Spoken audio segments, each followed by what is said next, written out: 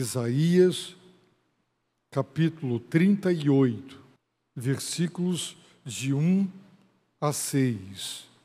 Diz assim a palavra de Deus no livro do profeta Isaías: naqueles dias, Ezequias adoeceu e ficou à beira da morte.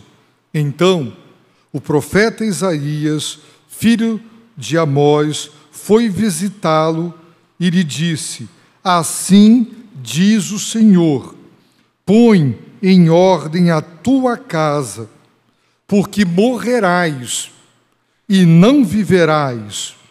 Então Ezequias virou o rosto para a parede, orou ao Senhor e disse: ó Senhor, peço-te que te lembres de como tenho mandado com fidelidade diante de ti, com coração sincero, fazendo o que é correto aos teus olhos. E Ezequias chorou muito. Então a palavra do Senhor veio a Isaías dizendo: vai e dize a Ezequias: assim diz o Senhor, o Deus de Davi teu pai, ouvi a tua oração e vi as tuas lágrimas, acrescentarei 15 anos à tua vida. Palavra do Deus bendito. Queridos irmãos, o que significa afirmar que Deus é soberano? Significa também, dentre outras verdades, que Ele está no controle. E o desdobramento de ter a certeza de que a soberania de Deus implica no controle total, perfeito e absoluto de tudo e de todas as coisas, o desdobramento é: se eu creio no controle, então eu devo confiar em Deus, mesmo quando eu não compreendo, quando eu não entendo o que está acontecendo comigo e o que está acontecendo com o mundo, mas eu sei que tem alguém no volante, as rédeas estão nas mãos de Deus, este Deus não se atrasa, não se adianta, o mal parece crescer, propagar-se, prevalecer, a injustiça, a dor e o sofrimento, tentando-nos a pensar que de algum modo o controle está perdido, mas há uma direção, há um alvo, há um propósito, há um plano. E Deus está governando de acordo com este plano. Ele está simplesmente dirigindo tudo de acordo com o conselho da sua vontade. E essa passagem, ela é extraordinariamente rica em lições preciosíssimas para a nossa vida. Por quê? Porque ela deixa claro para nós que nada, ninguém é capaz de frustrar e impedir que as promessas e os planos de Deus se concretizem e se cumpram. E de um modo que para nós, muitas vezes, é mais complexo de entender, mas uma coisa vai ficar muito clara para nós: quando os acontecimentos naturais, quando o fluxo natural dos acontecimentos, de algum modo, eles impedirão que a vontade de Deus se concretize, que o plano de Deus se cumpra e que as promessas de Deus sejam realizadas, Deus intervém segundo a sua providência e não permite que o seu plano seja frustrado de maneira alguma. Então todas essas certezas devem trazer paz para o nosso coração, mesmo quando na etapa presente da nossa vida isso ainda não está claro, isso não está nítido, isso ainda não nos foi permitido perceber. Também, irmãos, nós perceberemos que Deus, apesar de não precisar de nós, em virtude da sua onipotência, e da sua soberania, ele usa pessoas, ele usa meios, ele usa instrumentos para concretizar a sua vontade. Ele poderia realizá-la finalisticamente, mas ele o faz, às vezes, por etapas, através da instrumentalidade. Também aprenderemos que a oração não muda Deus e não muda a vontade de Deus.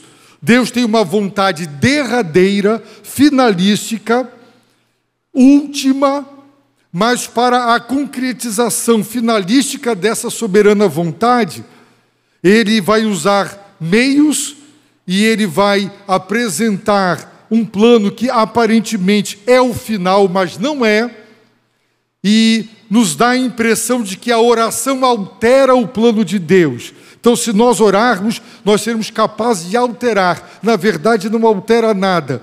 Deus usará a oração para levar sua vontade última à concretização final. É o que nós vamos aprender nesta passagem extraordinária da palavra de Deus. E diz o texto bíblico que naqueles dias, quais dias? Os dias em que Ezequias era rei. É importante destacar que todos os acontecimentos descritos no capítulo 36 e 37, cronologicamente, ocorreram depois do que está escrito no capítulo 38 e 39. Mas para os fins espirituais e teológicos de Isaías, ele inverteu a ordem. E nós sabemos disso porque no verso 6 ele disse: livrarei a ti e esta cidade das mãos do rei da Assíria. E os capítulos 36 e 37 descrevem a invasão. Portanto, ela ainda não havia acontecido, e o que ele está descrevendo aqui ocorreu antes da invasão, porque aqui temos a promessa de que quando ela ocorresse, haveria da parte de Deus o livramento. Então, naqueles dias, por volta do 8º século, Ezequias era rei. Uzias, seu bisavô, ele fez o que era bom e o que era correto, foi uma bênção durante um dos mais longos reinos do Reino do Sul, embora tenha terminado mal. Uzias é um exemplo de alguém que começou muito bem, foi muito bem, mas terminou muito mal, o que para nós é uma advertência. Seu filho Jotão fez o que era mal, fez o que era bom e correto diante do Senhor, mas Acais, neto de Uzias, não. Acais não fez o que era bom e o que era correto. Acais, meus irmãos, pai de Ezequias, ele foi um rei terrível. Este homem, ele fechou o templo. Este homem, ele profanou o templo. Este homem pegou os tesouros do Senhor para comprar o apoio político da Assíria. Este homem promoveu a idolatria. Este homem sacrificou seus filhos, oferecendo às divindades. Ele levou Israel a pecar. Ele afastou completamente o povo de Judá, o povo de Deus, do próprio Deus. Mas a palavra de Deus diz que Ezequias, ele não seguiu o caminho do seu pai. Ele seguiu o caminho do seu bisavô e do seu avô. Ezequias era o sonho de consumo de todo profeta. Se os irmãos lerem Crônicas, verão que ele reabriu o templo, ele reformou o templo, ele reorganizou os levitas, ele reorganizou os sacerdotes, ele reestabeleceu a Páscoa. Estava escrito em Crônicas, está escrito que desde Salomão nunca mais se havia celebrado a Páscoa naqueles termos celebrados no tempo de Ezequias. Ezequias convocou o restante do reino do norte para vir adorar, para se reaproximar de Deus. Ele foi um rei piedoso, correto, reto, e fez tudo o que era bom diante do Senhor. Então ele era um rei, um sonho de consumo de todo profeta, porque a maior parte dos reis fazia o que era mau e tortuoso aos olhos do Senhor, pecando e levando a nação a pecar. Ezequias não. Ezequias foi um rei usado por Deus. No entanto, meus queridos irmãos, naqueles dias, Ezequias adoeceu e ficou à beira da morte. Durante todo o tempo de sua doença, eu imagino o quanto ele orou. E a leitura do restante deste capítulo, Reis e Crônicas, deixarão claro o quanto ele orou, pedindo a Deus cura. Eu imagino que o profeta Isaías, que era um estadista, ele era um homem que fazia parte do staff, ele era provavelmente o ministro de governo do rei. Ele orou, ele intercedeu a Deus pela cura de Ezequias. Eu imagino que toda a nação entrou em oração e clamou a Deus pela cura do rei. Por quê? Porque ele era um bom rei, porque a nação estava prosperando, porque a Assíria já havia destruído o reino do norte, já havia destruído várias outras nações, estava marchando rumo a Judá, ao reino do sul, para matar, roubar e destruir. E perder um rei, num momento como aquele, seria trágico. Um bom rei, um rei abençoado, um reino próspero e prestes a uma invasão iminente que implicaria em destruição. Um momento terrível para perder um grande líder. Nós sabemos que as sucessões de líderes são perigosas. Um bom líder pode ser sucedido por um péssimo líder, e é alguém que faz um bom governo e que faz uma nação prosperar, pode ser sucedido por um outro que faz justamente o contrário e afunda uma nação, moralmente, economicamente, politicamente.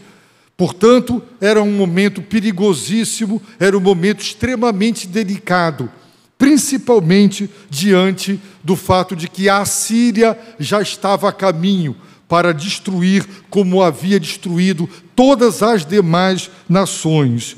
Então, diz a Bíblia que o profeta Isaías, filho de Amós, foi visitá-lo e foi levar a resposta de Deus. A palavra de Deus o visitou. Veio a mim a palavra do Senhor.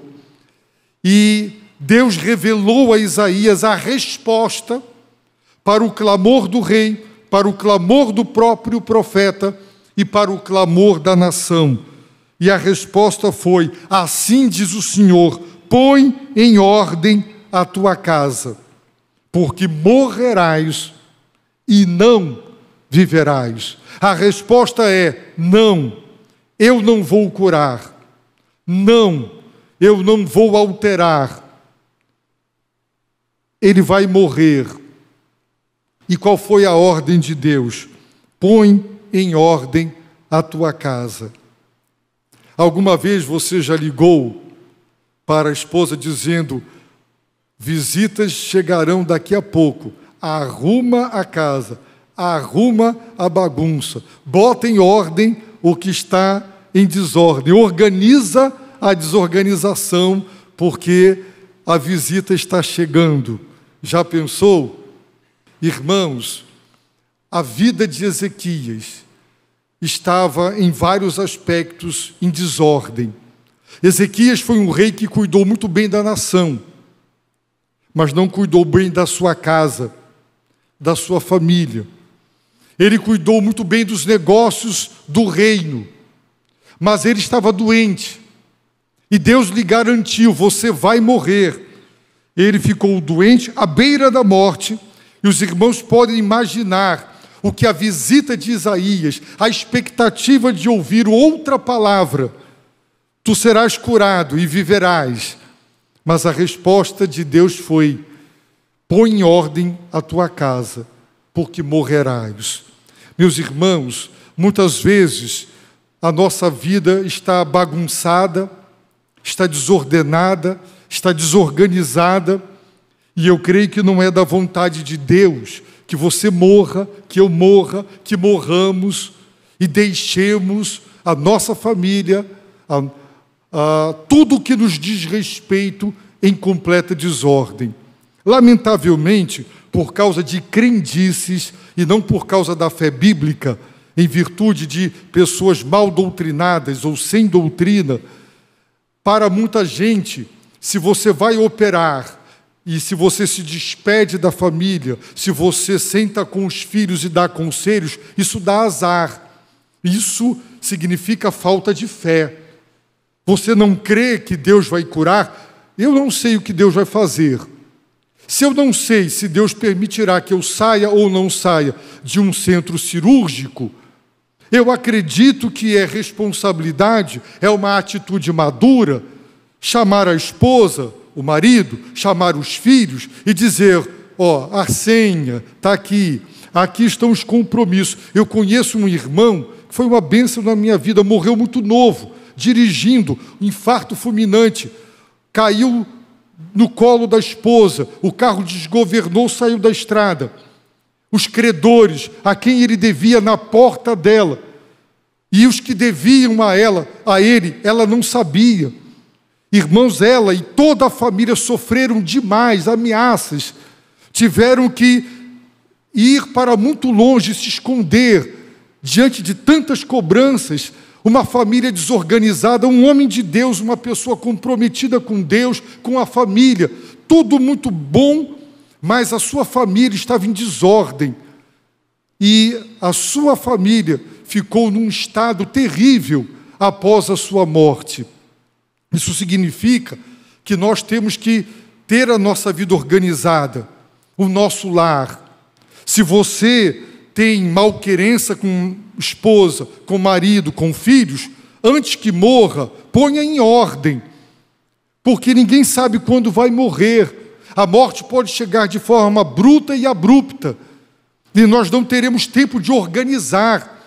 E nós precisamos pensar como a nossa família, como as coisas serão se nós morrermos. Mas muita gente, irmãos, é tomado de uma crendice, tipo, se eu tratar disso, vai dar azar.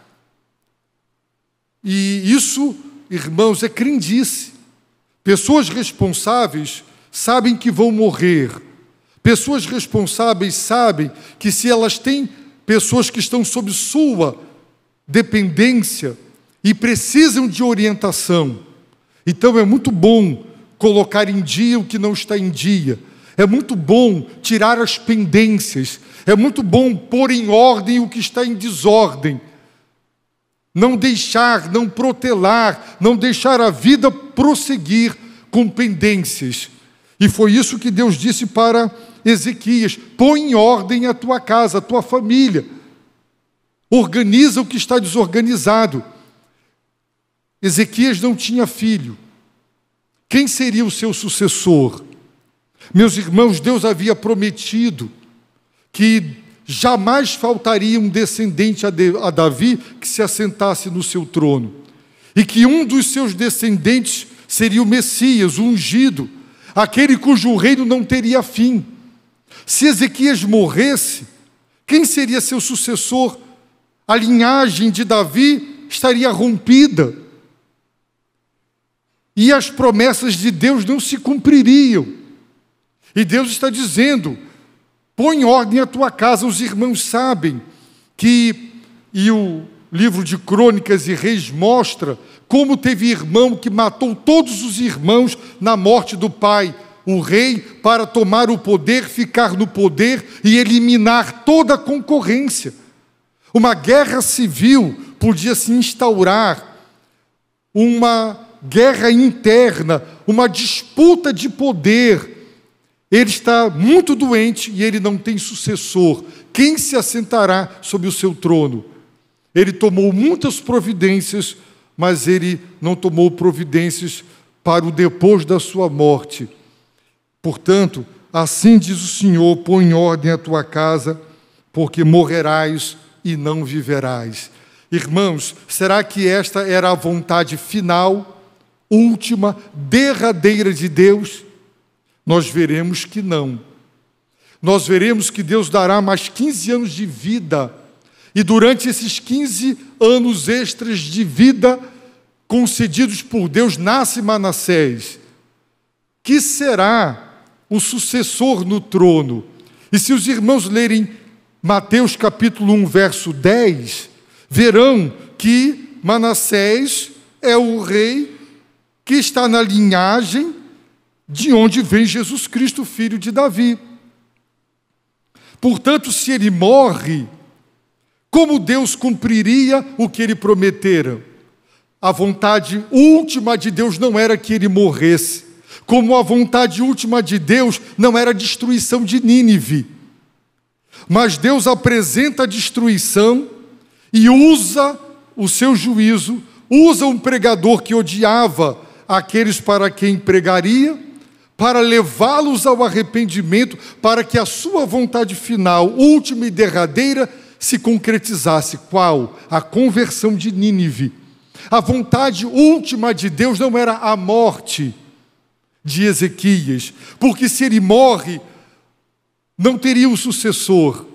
Se os irmãos lerem Crônicas e Reis, verão Deus dizendo que ele manteria uma lâmpada acesa para Davi, ou seja, ele não permitiria que a linhagem de Davi fosse morta e exterminada, porque se todos os filhos de Davi morressem, o Salvador, o Messias, que seria filho de Davi, ele não viria ao mundo. Houve momentos que só restou um descendente de Davi, e Deus preservou aquele menino. Então, a vontade última de Deus era dar a Ezequias mais 15 anos de vida. E ele usou o quê? A doença, a oração, para fazer com que esse meio levasse ao fim por ele almejado.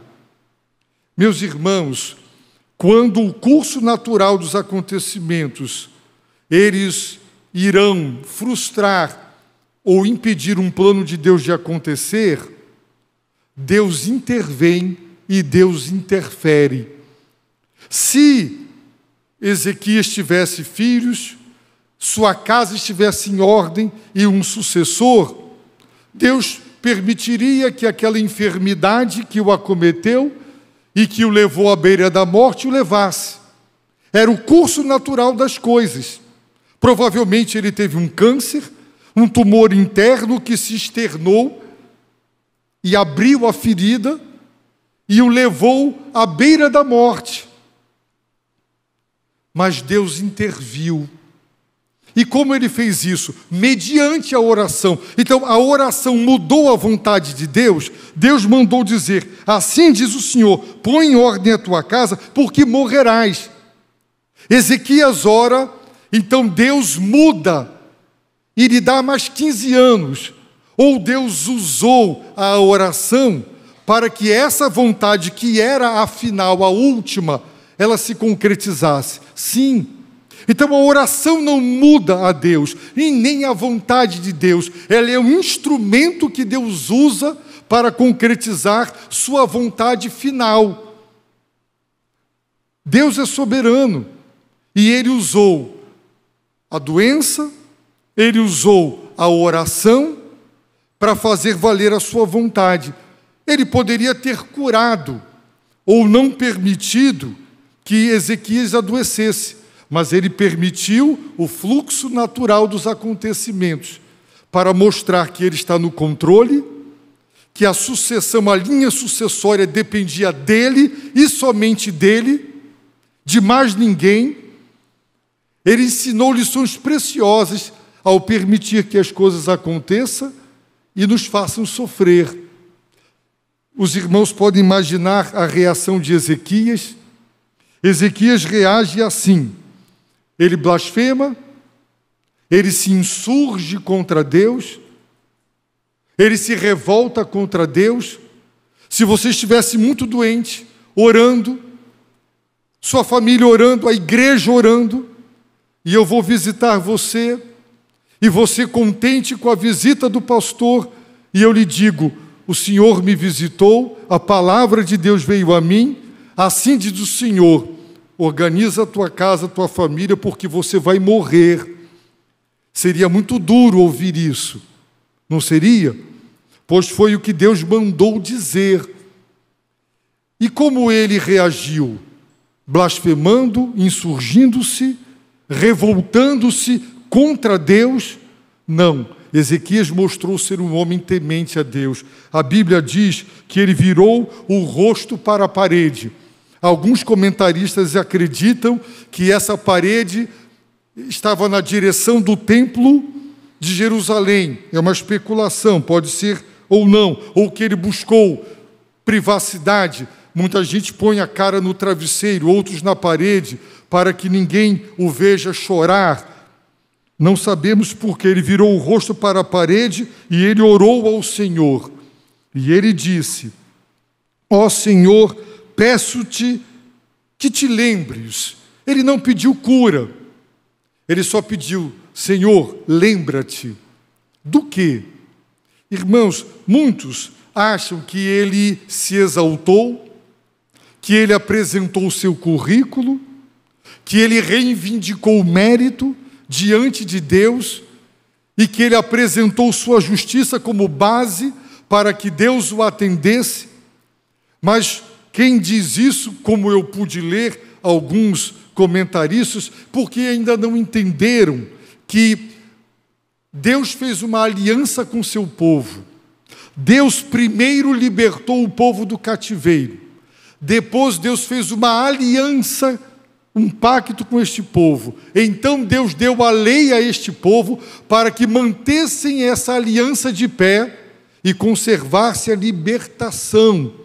Então, você não obedece para ser salvo e para ter uma aliança, mas porque você foi salvo e porque Deus fez uma aliança com você, você obedece para manter a aliança de pé. E quem leu e estuda o Velho Testamento sabe que Deus prometeu vitórias, saúde, prosperidade para todos os que obedecessem os termos da aliança e a conservassem de pé. Como também Deus prometeu amaldiçoar, permitir pragas, permitir enfermidades, derrotas, caso houvesse desobediência à aliança. As bênçãos recitadas no Monte Gerizim e no Monte Ebal, as maldições.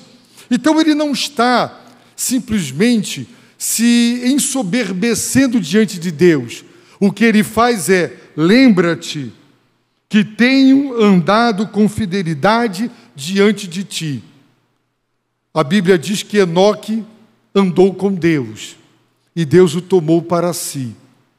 Andar, a vida para o judeu é vista do ponto de vista do seu dinamismo. A vida é uma jornada, a vida é uma caminhada, a vida é dinâmica. Entrega o teu caminho, o teu andar, a tua vida. E ele disse: Senhor, lembra-te de como tenho andado, vivido a minha trajetória de vida, como eu tenho vivido com fidelidade diante de ti, em obediência à tua aliança.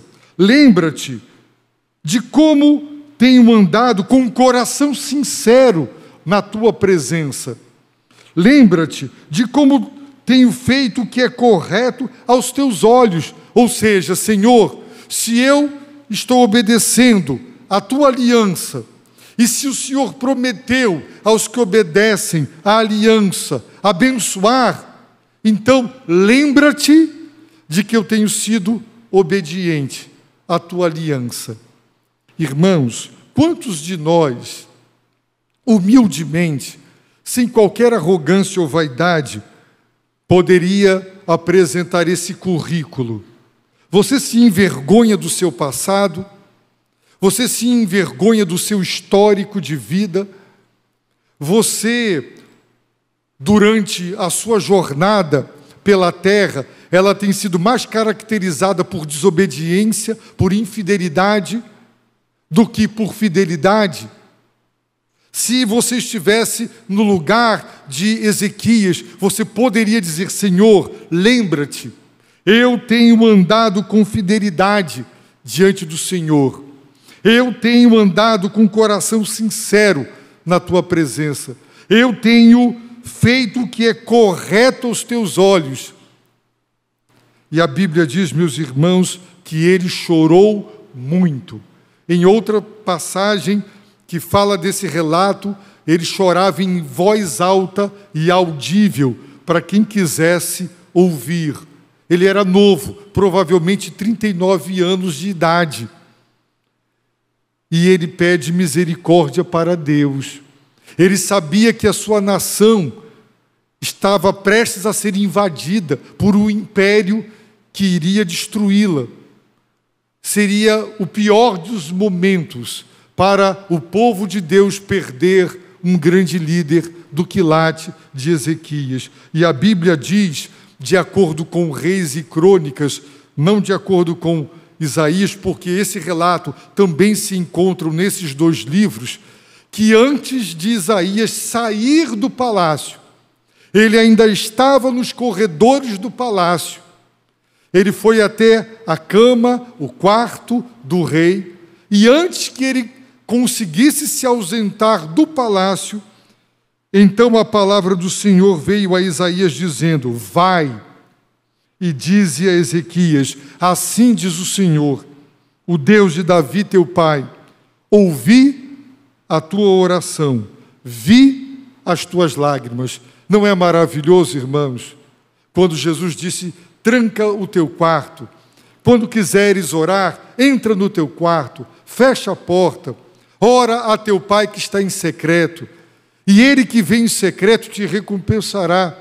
Deus vê cada uma das lágrimas que você derrama diante dele, e Deus ouve cada choro, cada soluço de choro que você apresenta em oração na sua presença. E ele está dizendo: ouvi a tua oração e vi as tuas lágrimas. Acrescentarei 15 anos à tua vida.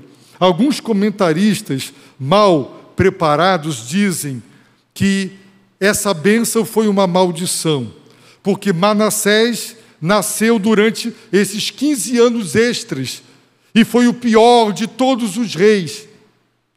Teve um governo longo, talvez comparado em tempo ao de Uzias, e ele fez tudo de pior que se pudesse imaginar. Ele excedeu em maldade, em idolatria, em imoralidade. Ele excedeu em tudo, todos os males que todos os demais reis anteriores haviam feito. E muita gente diz que Manassés havia sido para Judá uma praga, uma maldição, e que essa maldição foi produto do pedido para viver mais. Só que quem faz esse tipo de observação esquece que Manassés nasceu nesse período porque ele era filho de Davi, e foi através de Ezequias e de Manassés que vem os demais. E basta os irmãos aí, abram aí Mateus capítulo 1.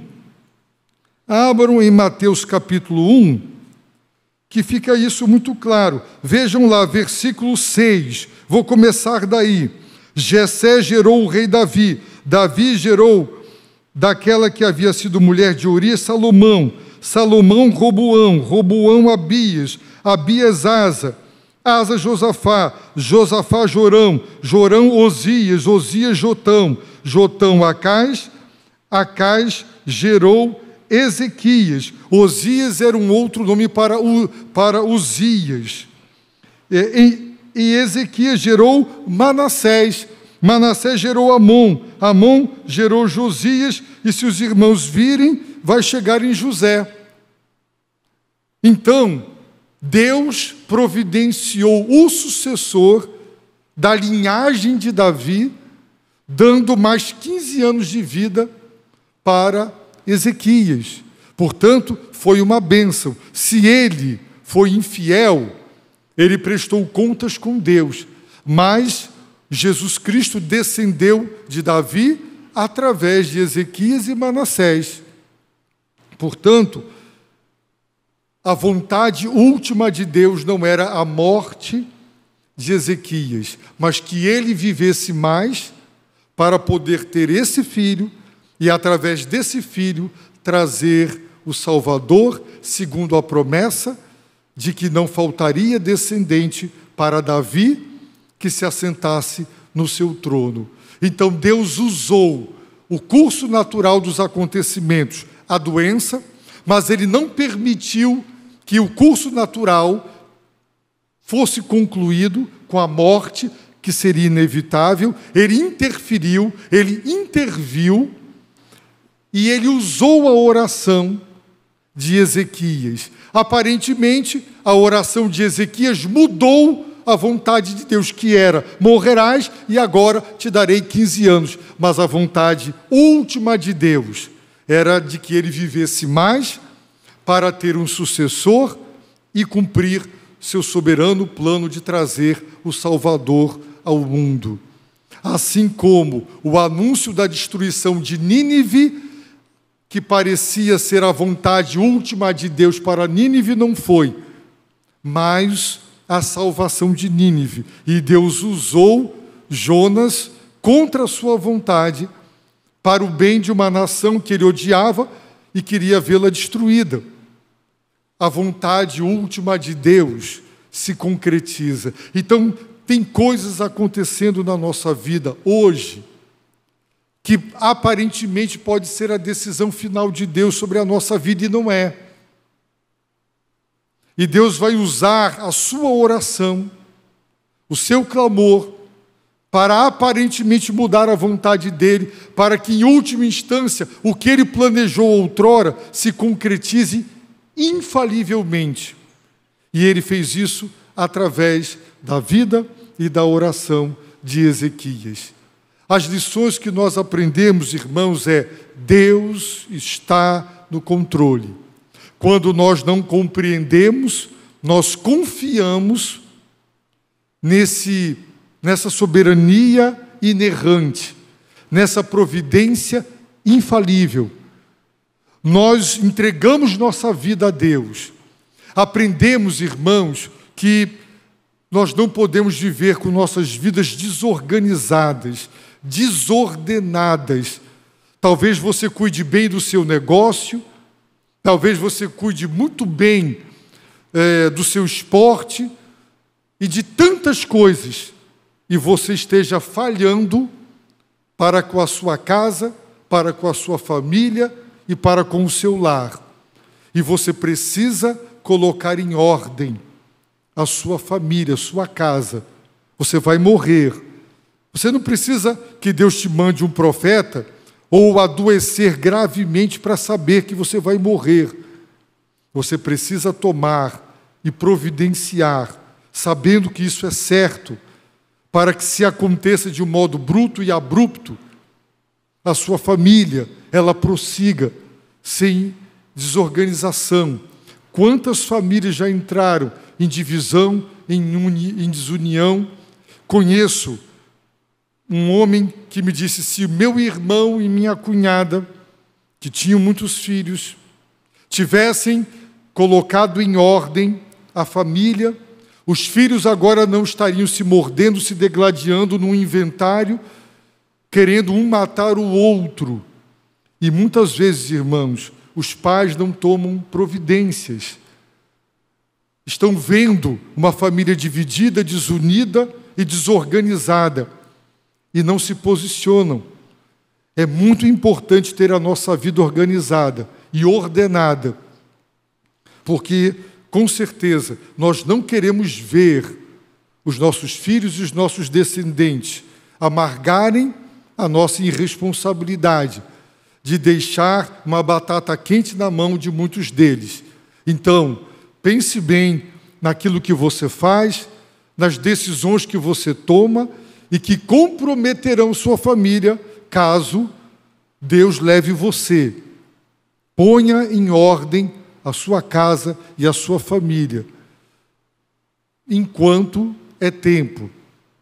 Como Ezequias, ao invés de nos rebelar contra Deus, quando aparentemente sua vontade nos entristece e nos desagrada, façamos como ele. Ele não se rebelou, mas procuremos viver uma vida que possa nos dar, com toda humildade, diante de Deus, não o direito, mas a possibilidade de dizer: Senhor, eu tenho filho pequeno, ou a minha nação está prestes a ser invadida, precisa de mim, e eu quero que te lembres que fui fiel ao Senhor, vivi com um coração sincero na tua presença, e fiz o que era correto diante dos teus olhos, e deixa nas mãos de Deus a decisão. A decisão é dele.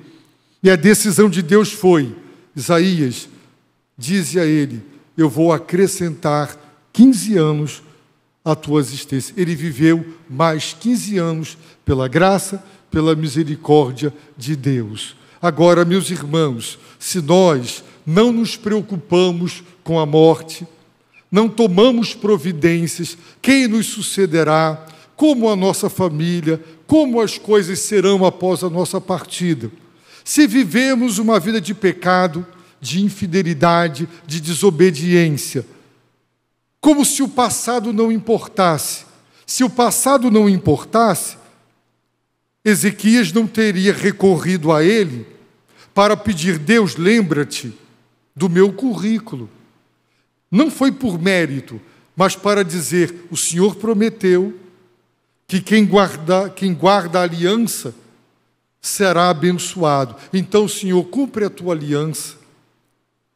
Faz valer aquilo que tu prometeste. Faça assim. Conserte a sua vida com Deus. Pare com os altos e baixos. Pare com a vida torta e conserta. Torta e conserta. Eu conheço muita gente assim. Eu conheço um pastor que, quando está no pastorado, é consagrado, é santo, quase flutua, não anda de tão consagrado. Aí, quando para de pastorear, vive uma vida toda torta. Aí, quando volta a pastorear, vira um santo, consagrado, ele levita, ele não fala, ele quase que sussurra a própria voz de Deus. Mas fica assim, pastorado, volta para uma vida de promiscuidade. Pode isso? Viver uma vida tão inconstante? Talvez você precise dizer: Senhor, considera o meu passado. Não para dizer eu tenho mérito, eu tenho direito de exigir nada, porque somos servos inúteis. Obedecer é nosso dever, ser fiel é o nosso dever, andar com o coração sincero é o nosso dever. Mas Hebreus diz que o Senhor é justo para não se esquecer daquilo que nós fazemos. O nosso Deus é justo e Ele terá misericórdia e compaixão de nós.